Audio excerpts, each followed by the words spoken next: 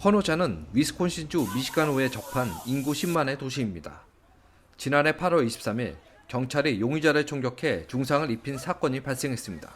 당시 총을 쏜 경찰은 백인이었고 총에 맞은 사람은 흑인이었죠. 원래 이 사람은 블랙 라이즈 매터와 관련이 없었고 가정 내 다툼에 대한 신고였습니다. 하지만 사건 발생 후 항의가 일어났고 이후 폭동으로 변질됐죠. 건물 파괴와 방화가 이어졌고 결국 BLM 운동의 일부로 변했습니다. 사건 발생 후 전 커노샤 시의회 의원이었던 케빈 매튜스는 커노샤의 자경단 설립을 선포하고 인터넷에 커노샤 방어 활동에 참여할 것을 호소했습니다. 카일은 지원자가 되어 커노샤에 왔습니다. 카일은 현지 자동차 딜러를 보호하는 활동에 참여했고 언론 인터뷰도 했습니다. 총격은 8월 25일 저녁에 벌어졌는데요. 카일이 커노샤로 온 당일 저녁이었죠. 그는 두 곳에서 총을 쐈는데요. 모두 상대방에게 쫓기고 위협받는 상황에서 일어났습니다. 처음 피살된 사람은 로젠바움입니다. 총격은 로젠바움이 카일의 총을 빼앗으려고 할 때 일어났습니다. 로젠바움은 계속 카일을 쫓아와 공격했고 카일은 총 4발을 쐈습니다. 관련 영상을 보면 로젠바움은 낮에 카일과 비슷한 녹색 옷을 입은 남자와 다툽니다. 그는 카일을 그 남자로 착각한 것으로 보입니다. 카일은 현장을 떠난 후 길을 따라 걷다가 도중에 사람들의 눈에 띕니다.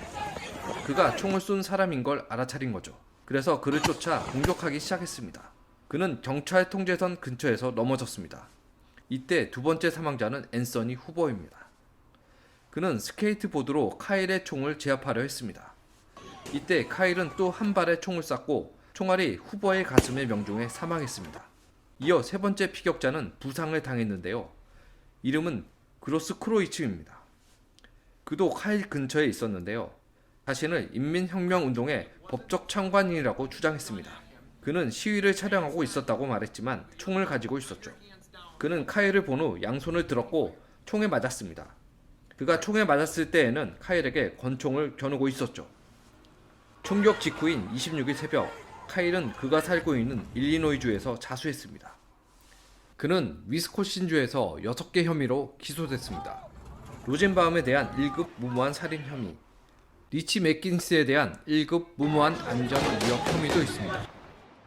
맥기니스는 총격 사건 전에 리튼하우스를 인터뷰했습니다. 세 번째는 앤서니 후보에 대한 1급 고의 살인 혐의입니다. 이 사람은 사망했기 때문이죠. 또한 그로스 크로이츠에 대한 1급 고의 살인 미수 혐의입니다. 3명 중 살아남은 사람이죠. 또한 무명의 남자에 대한 무모한 안전위협 혐의, 마지막으로 18세 미만의 위험한 무기 소지 혐의입니다. 이후 마지막 혐의는 위스콘신 법이 명확하지 않아 판사가 범죄 혐의를 취소했습니다. 판사는 순회 판사인 수레더 판사이며 검찰은 커노샤의 지방검사인 빙거 검사입니다. 이는 형사사건으로 미국 형사사건은 지역검사가 기소합니다. 다시 말해 기소검사로 개인은 형사사건을 기소할 수 없습니다. 판사는 재판 전에 몇 가지 규칙을 만들었습니다. 그는 검찰 측을 규정했고 어떤 증거를 수용할지도 결정했습니다. 또한 리튼하우스에서 피살된 사람들을 법정에서 피해자라고 부를 수 없다는 명령도 내렸습니다. 이는 법률적 고려에서 나온 겁니다. 만약 호칭 사용 시 그들을 피해자라고 부른다면 법정에서 배심원단에게 영향을 줄 수 있습니다. 배심원단이 피해자라는 말을 들으면 머릿속에 미리 개념을 가질 수 있습니다. 이를 전제적 편향이라고 합니다. 배심원단의 토론 과정은 기밀이어서 외부에서는 알 수 없습니다. 미국의 배심원 제도는 매우 흥미롭습니다. 판사는 주로 두 가지 일을 합니다. 첫 번째, 변론 시 변론 및 변론 양측을 통제해 절차가 공정하도록 보장합니다. 둘째는 양형입니다. 유죄 여부는 판사가 아니라 배심원단이 결정합니다. 미국에서 유죄 여부를 판결하려면 배심원단이 만장일치로 결정해야 합니다. 이는 배심원단과 관련되는데요. 배심원단 선정은 지역 주민 중 컴퓨터로 무작위 선정됩니다. 물론 일부 특정 직업은 제외됩니다. 목적은 배심원이 사회를 합리적으로 대표하도록 부장하는 겁니다. 배심원단 구성을 통해 언론에서 볼 수 없는 일반 미국인의 모습을 실제로 볼 수 있습니다. 배심원 선정의 전제 조건은 범죄 전과가 없어야 한다는 겁니다. 대부분의 배심원은 법적 배경이 없어 법률 전문가는 아니지만 모두 책임감이 강합니다. 법원이 배심원에게 가이드라인을 주면 그들은 자세히 살펴볼 것입니다. 또 이런 일도 있었습니다. 코노사 경찰은 배심원단 버스를 쫓는 차량을 발견했습니다. 그래서 빨간불일 때 차량을 막아섰는데요. 미국 법상 배심원과 접촉하거나 배심원의 사진을 찍으려는 시도는 철저히 금지되어 있고 위법입니다. 운전자는 차량이 가로막힌 후 자신이 MBC 뉴스 PD로 MSNBC에 고용됐으며 그의 상사인 아이린 바이온이 배심원단을 쫓으라고 말했다고 했죠. 이에 MSNBC는 성명을 발표해 그 운전자는 프리랜서이며 배심원과 접촉하거나 촬영하는 행동은 없었다고 부인했습니다. 이후 경찰도 사진 촬영이 없다는 걸 확인한 후 그를 풀어줬습니다. 다음날 판사는 MSNBC 직원이 법원에 들어오는 걸 금지했습니다. 재판은 11월 1일부터 코누샤에서 진행됐습니다. 사건 발생 후 많은 언론이 일방적으로 비난했고 많은 도시에서 시위가 일어났습니다. 일부 정치인도 자신의 의견을 표명했습니다. 이번 사건은 미국인을 심각하게 분열시킨 사안이었죠.